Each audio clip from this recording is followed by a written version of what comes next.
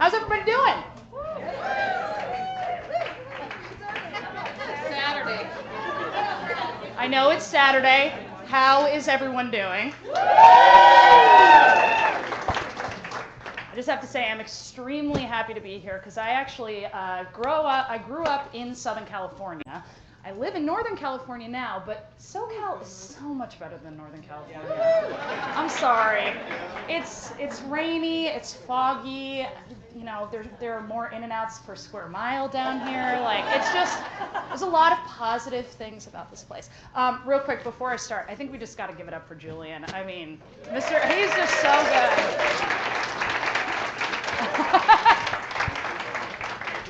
I joined the ChET Technology Trainers Facebook group, and he posted a, what was it called, a Pancake Bot? Yes. It's a 3D printer that makes pancakes. It doesn't like, and it makes like different shapes and things like that, which I actually thought was absolutely fantastic. All right, now before we get started, I have one favor I need to ask you. Kim has instructed me, sometimes when I do talks, I take a selfie with the entire crowd. And, you know, I do one of these. So can someone remind me before I finish to take a selfie with everybody? Who was that? Kim? All right, great. Kim will help remind me what Kim told me. Perfect. Okay, so looking at this screen, it's a little bit of an interesting topic. Teacher versus technology. Okay, can the two coexist peacefully? Now, there's a reason for feeling this way, but before we started, I just want to assure everybody it's not this type of situation. I'm not going to throw you into a bear cave with a couple of iPads and make you fight to the death in order to bring technology into your classroom. That would be horrible. Julian did a great job of talking about some of the stuff that I've done, but first, let me talk a little bit more about what I do. My name is Mary Jo Madda. I'm senior editor at EdSurge. Who in here reads EdSurge? Awesome. Okay, so, great. I love turning the non-believers over to my side. EdSurge is a website where we write pieces about education technology. We have a lot of former teachers on staff. We do events, we do jobs, all sorts of things. But what I work on is writing and editing pieces. And just as a personal reminder today, one of my favorite pieces that I've ever written was called Why Your Students Forget Everything on Your PowerPoint Slides. Raise your hand if you've ever seen a really boring PowerPoint. Haha! Everybody. So in this piece, I argue basically that the most difficult thing about PowerPoints is when you see these big slides just of text on text on text. So either you have to choose between reading the slides or listening to me, and that's not fair. So if I do that today, I want you to come find me afterwards and chastise me. Just be like, girl, what you doing? All right? So that's the personal call that I have to you. Now, I did used to be a teacher. I taught middle school math and science in Houston, Texas, and in Los Angeles, California, in the San Fernando Valley, which is known for two things, being hotter than Hades and also being the origin of the term Valley Girl. Has anyone seen this terrible movie with Nicolas Cage? Can we all agree he is the best, worst actor of all time? Okay, excellent. Now, even though it is very hot there, I just need to, you know, obviously call you guys out. Chino is also extremely hot, hotter than Nicolas Cage. But thank you so much for giving me this amazing weather. It is beautiful out today. Could it just be this way all year round? All right. Now, when I was in the classroom, it may surprise you that I actually had a pretty rough start with technology. I was one of those teachers back in the day that absolutely hated the idea of using tech other than science equipment. I didn't really think that technology was going to do anything for me. If anything, I was nervous that it was going to replace the role that I was playing. Now, this became even more difficult when about 2 months into my fourth year teaching, the administration at my school in Los Angeles said, we are going to be taking a couple $100,000 away from arts and physical education programming to buy iPads. Okay, thanks. But it wasn't just problematic because of the fact that there was funding being taken away from something else. It was also the fact that there was no professional development done for any of us. There was no PD. They didn't even talk to the students about what using technology would mean for the classroom and how it changed. And so, fun fact, by the end of the year, this is what the iPads were doing in the corner of the room. They were literally gathering dust and cobwebs. And frankly, at the time, I didn't care, because I didn't really feel like anyone thought about how I felt about the technology, what my interests were in having it in the classroom. If I even wanted it, nobody asked me a single question. And this is happening across the globe, I'm not gonna lie to you. There are a lot of shipments of Chromebooks and iPads and technology going out there, but not everyone's doing too well with it. Raise your hand if you read about the CVUSD debacle a couple of years ago. Yeah, right. There was the same problem there. LA's got some problems, y'all. I don't know what's going on there. They must be eating too many In-N-Out burgers or something. It was the same thing. They didn't offer enough professional development, and so teachers didn't really know what to do. / nobody asked them, what do you think about us bringing iPads into your schools and districts? All right. Now, you're going to see a running Nicolas Cage theme throughout this presentation. Is anyone in here a Nicolas Cage fan? All right, well, me too, kind of. Okay, so sometimes when tech is brought into the classroom, it can make you feel like this. It can make you feel confused and frustrated, a lot like Nicolas Cage. But over the last 4 years, I have to say that my tone has changed. Because what I've done at EdSurge, what I've had the opportunity to do, is travel all over the world, well, the country mostly, the world too, but focused on national, and visit schools and teachers who have taken ownership over the technology that they have. And they've been the ones making the calls and making the decisions that then end up spreading across the schools and the districts that they're in. I didn't realize that that could have positive effects, but after traveling to Minnesota and Texas and Florida, and especially California, I've come across one big lesson. And that's that technology can serve as an incredible tool and right a lot of inequities when you guys, the educators, lead the charge in the direction. And the reason for that is because you spend more time with the kids than anybody does. Heck, you probably spend more time with them than their parents do. Like, let's be honest. How many hours do you think you spend with the kids a day? 8? 15? Yeah? Let's be real, right? Because even when they're not next to you, you're grading papers and being like, oh God, Michelle, what is going on here? They're always in the back of your head. Now, I want to share with you 3 stories of teachers and schools that I've met in your home state of California that have really shaped how I feel about tech. And I think it's going to offer some things for you to think about today as you're going around and checking out these different tools and technologies that are available.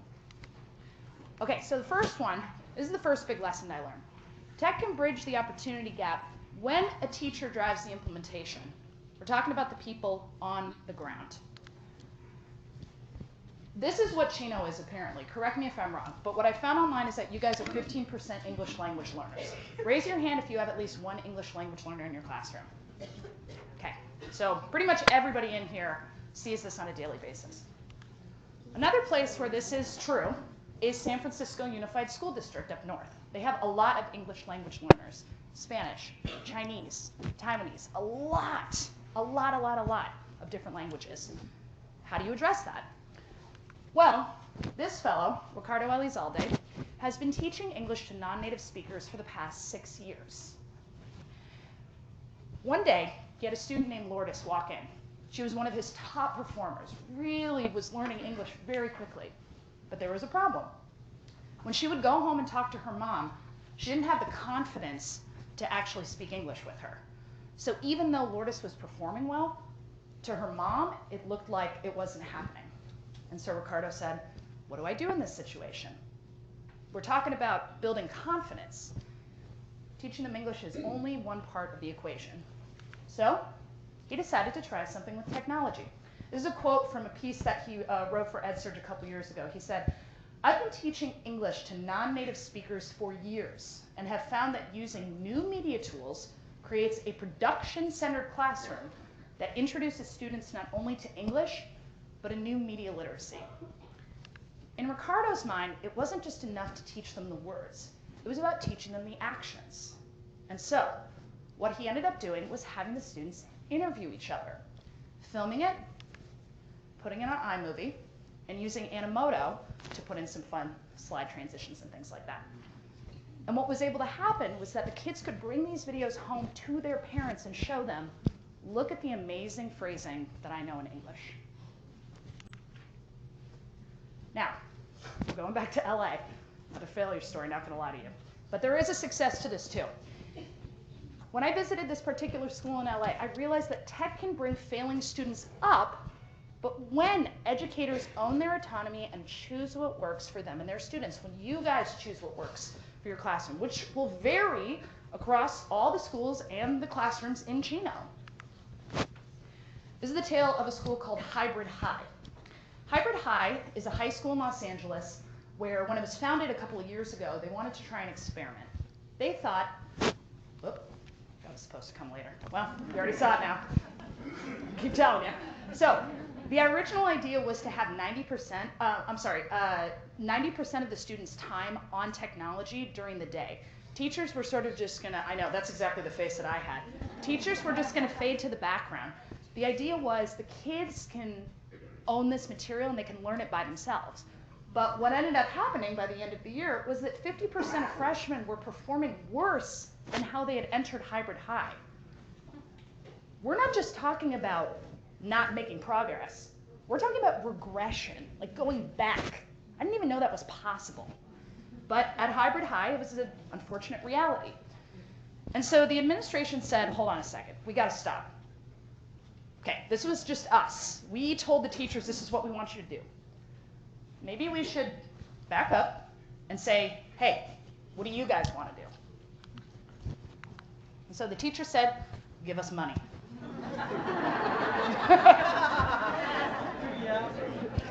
Yeah. Who in here has said this to their principal at one point in time? Yeah. Okay. So they said, why don't you let us choose the tools and we can use them with the students? And that's exactly what happened. The next year, every teacher got a group of flex funds, and they got to choose what tools they used. But that was only half of the equation. If a teacher felt particularly strong about a tool, they could evangelize it across the district. And if other teachers liked it as well, the administration would get an account for everybody.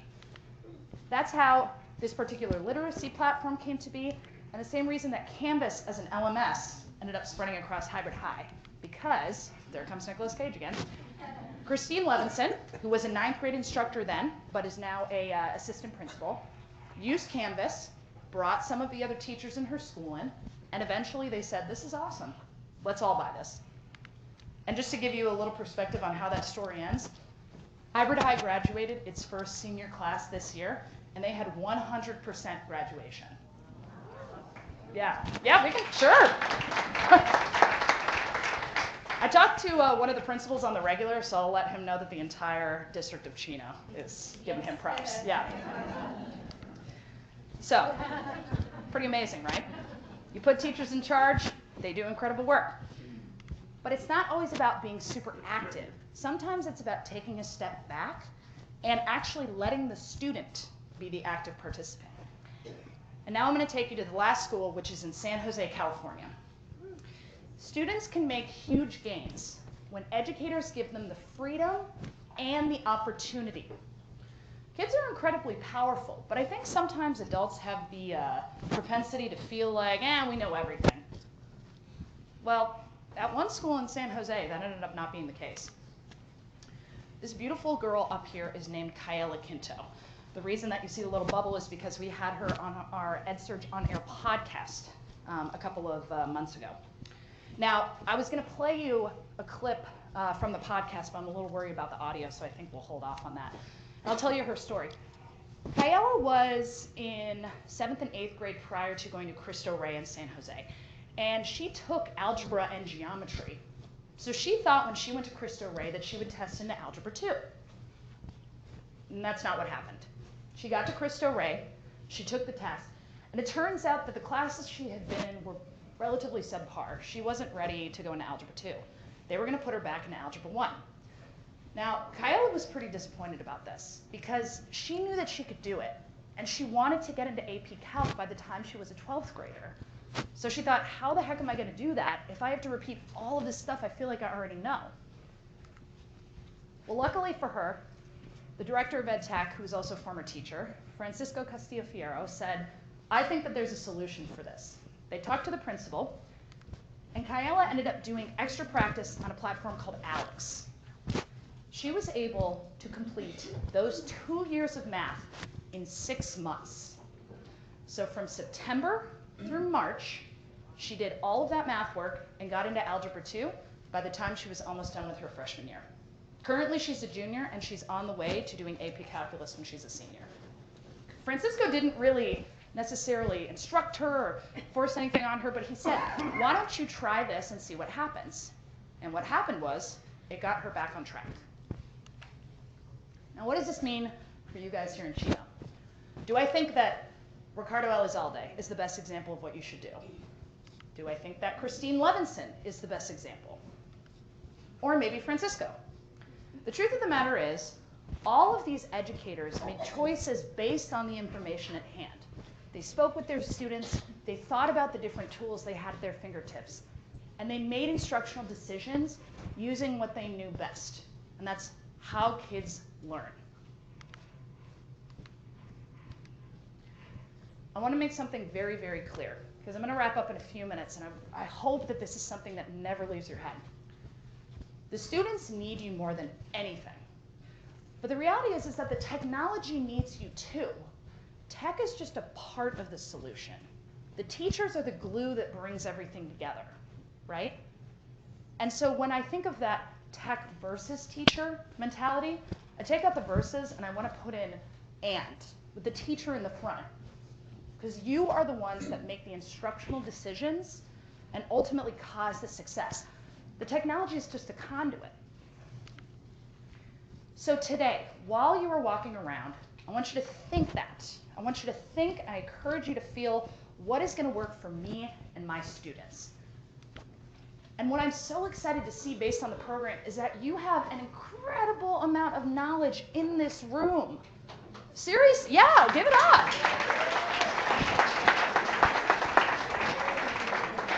I could not believe what I saw on the schedule. Like, there were some quality sessions today. Linda Lisa is doing a session on Little Bits. Where are you at? Where is she? Girl. I love that. Little Bits is one of my favorite tools that I used to use in the classroom. Marja Miller, what are you doing today? Flipped classroom. Yes. I love that. Marja's doing flipped. You interested in flipped? Go talk to her. I mean, there are so many incredible resources that these teachers have and can offer you for free.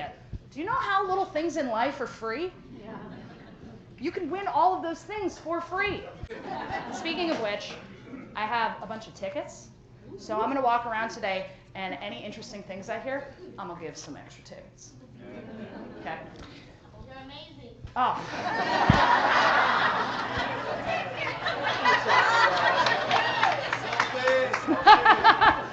That's right. Yes, we're coming to the selfie portion. Get ready.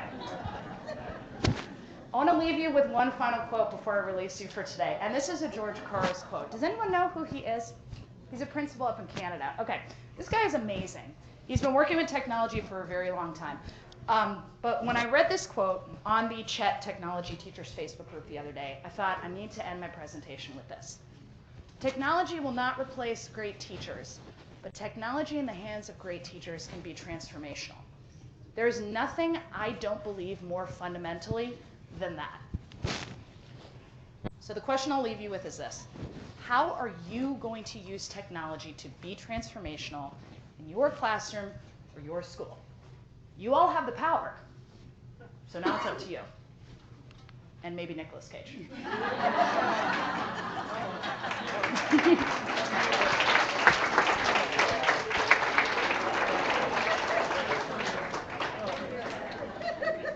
He's horrible. Okay, real quick. If you have any questions, if you want any advice, I am an open book. I would love to help. This is my Twitter handle, my email address. We're going to take a selfie in 1 second. But I just want to let you know that today is an incredible opportunity, and I hope you have an amazing, amazing day. And now, oh, I was also told that I'm not supposed to say class, class, because apparently you all have PTSD from it. But I am going to offer an alternative suggestion. This is what we used to do. Quiet Coyote, anybody use this? Yeah? Okay. All right, here we go. Kim, I'm doing it. I'm really sweaty, so I'm not going to get too close to you. So these sides, I'll Photoshop you in. It's another great use of tech. Here we go, everybody. Ready? That's how you look excited? What is that? Pretend like it's the premiere of Game of Thrones right now. Here we go. Ready? I was okay. I did what I could. All right. I'm going to release you guys. You have a break, and then your first session begins at 9:05. Have a fabulous day.